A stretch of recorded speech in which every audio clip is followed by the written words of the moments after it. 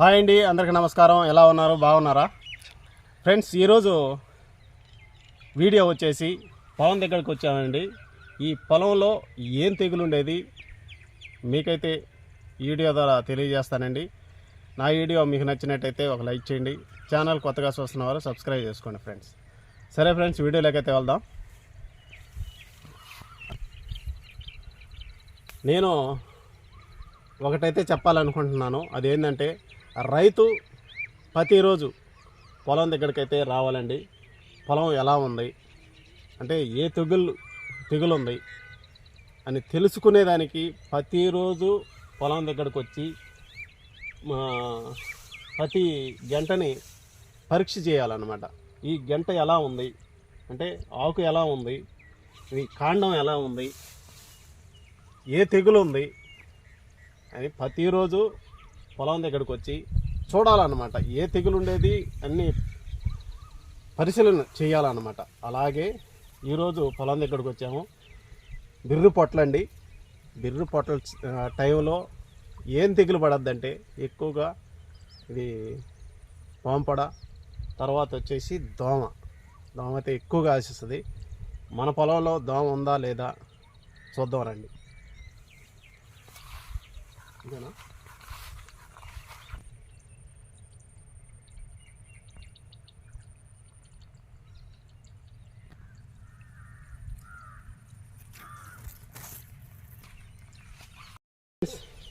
ఇప్పుడు మనం ఒక దగ్గరకైతే వచ్చామండి. ఇక్కడ ఏం తెగులు ఉండేది మనమైతే చూద్దాం. ఇప్పుడు ఈ సందుని చూద్దాము.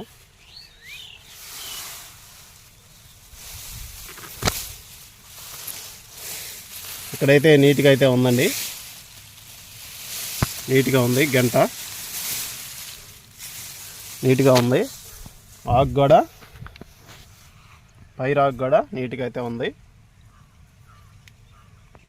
మళ్ళీ ఏరే దగ్గరకైతే వెళ్ళి మళ్ళీ చూద్దాము ఎలా ఉండేది. ఏడైతే చూద్దామండి.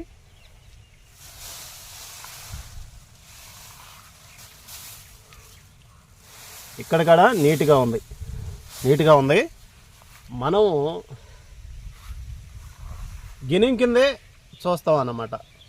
కైలోకి దిగాలంటే పైరు ఎత్తు పైరు, అందువల్ల కైలోకి దిగాలంటే ఏమైనా రైతుకి కొద్దిగా కష్టం అన్నమాట.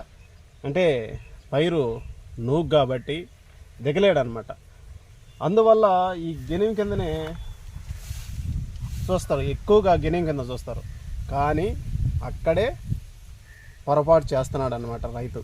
గిన్నెం కింద ఎక్కువగా తెగులైతే ఆశిస్తుంది, కానీ గిన్నెం కింద నీట్గా ఉంటుంది అనమాట. దేనివల్ల అంటే గిన్నెం కింద ఎక్కువ పిండి పడదు. అందువల్ల గిన్నె అంచున కర్రలైతే అంటే పైరైతే గట్టిగా దృఢంగా ఉంటుంది. అందువల్ల ఎక్కువగా గిన్నె అంచున తెగుళ్ళు అయితే రావు. గడ్డి కోసేస్తే అసలు ఆ తెగులు కూడా గిన్నె అంచున రాదు. అందువల్ల ఎక్కువగా లోపల అంటే కై లోపల చూడాలి, దిగి చూడాలి. నూగు అనుకోకూడదు, ఒక బురద అనుకోకూడదు. లోపలికి పోయి పరిశోధన చేస్తేనే మనకి ఒక అవగాహన అయితే వస్తుంది. అంటే అక్కడ తెగులు ఉందా లేదని మనకైతే తెలుస్తుంది. అందుకనైతే నేనైతే పైర్లోకి అయితే దిగైతే చూస్తున్నాను. నేను గిన్నె కింద చూశాను, గిన్నె కింద అయితే దోమ అయితే లేదు. ఇప్పుడు లోపలికి దిగైతే చూస్తున్నానండి.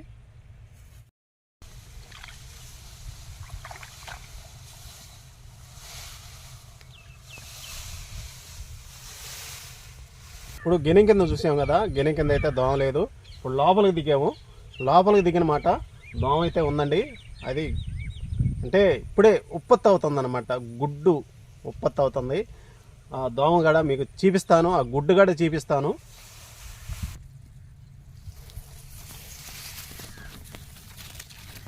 దిగానండి, లోపలికైతే దిగాను. లోపలికి దిగిన వల్ల మీకు దోమ చూడండి, ఇది గుడ్డు పిగిలే దశ అండి. లోపలైతే ఉంది. ఇక్కడ కూడా తెల్లటి గుడ్డు.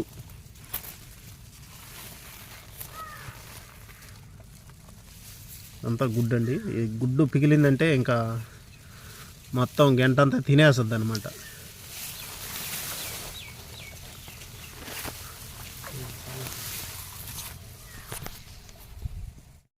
కదా దోమ ఎలా గుడ్డు పెట్టిందో, అంటే 1-2 దోమలు అయితే ఉత్పత్తి అయి ఉంటాయి అన్నమాట. అప్పుడు అవి గుడ్డు పెట్టి సంతానం ఉత్పత్తి అయ్యి ఈ పైర్లంతా అమ్మడమిడి ఒక 100-150 దోమలు ఒక గంటకి వ్యాపిస్తాయి అన్నమాట. వ్యాపించినప్పుడు ఈ పైర్ని, ఈ రసాన్ని పీల్చేస్తాయి అన్నమాట. ఆ దోమలు ఉండేదే చిన్నదనమాట, అది చిన్న దోమ. ఆ చిన్న దోమ ఈ కాండాన్ని పీల్చేసి ఎండుగడ్డ మాదిరి చేసేసి అసలు ఈ పాలుగాడు ఎక్కనివి అనమాట. ఈ పొట్టలో ఈ కంకికి పాలుగాడు ఎక్కనివి అనమాట. అలాగైతే ఈ దోమ అయితే చేస్తుంది. అందువల్ల ప్రతి రైతు ప్రతిరోజు పొలం దగ్గరకు వచ్చి ఇలాగా చూసుకొని కరెక్ట్ టైంలో మందులైతే కొట్టుకుంటే చాలా వరకు అయితే పొందుతాడు, లేకపోతే నష్టపోతాడు అనమాట. ఇక్కడైతే దేనివల్ల అంటే నేనైతే ప్రతిరోజు ఉదయం సాయంత్రం లేకపోతే ఉదయాన్నైనా ఒకవేళ పని ఉన్న వల్ల ఉదయాన్నే వచ్చి చుట్టూరు తిరిగి నేనైతే పనికి వెళ్తాను. అప్పుడు మనం పొలంలో ఇట్టా దిగాలన్నమాట. చూసి అంటే ఇలాగా ముందుగానే చూసి తెలుసుకోవచ్చు అనమాట.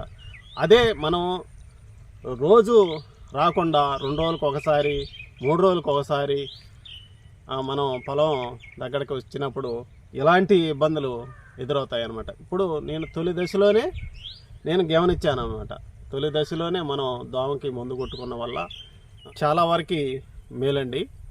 దోమ రాకుండా ముందు జాగ్రత్త చర్యగా మనమైతే కొన్ని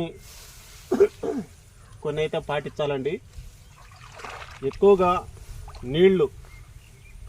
నీళ్లు నిలవరం ఉండకూడదు. పొలంలో నీళ్ళు అయితే ఎక్కువగా నిలవరం అయితే ఉండకూడదు. నీళ్లు నిలవరం ఉన్న వల్ల ఈ దోమ అయితే ఉత్పత్తి అవ్వద్ది. మనం నీళ్లు వేస్తూ తీస్తా అంటే దోమ అయితే ఎక్కువగా ఉత్పత్తి అవ్వదండి.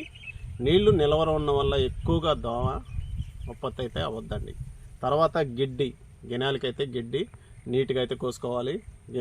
గడ్డి చూడండి, ఒకసారి చూడండి, నీట్గా అలాగైతే కోసుకోవాలి.